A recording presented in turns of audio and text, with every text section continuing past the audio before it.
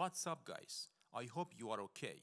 In this video I'm going to show you how to install M-Audio driver on your Windows 10 version 2020. It's very easy, there is no magic or hacking.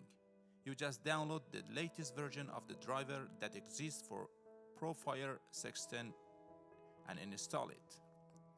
The latest driver is for Windows 8.0. So you just download and install it. But there is one small disappointment, and that is it will not launch automatically every time you start your computer. The trick is to copy the M-Audio driver shortcut to your startup folder. In this way it will launch at the startup, so you don't need to launch it manually. That's it guys, I hope you like it. And if you have any question, please leave in the comment. Be safe and see you in the next video.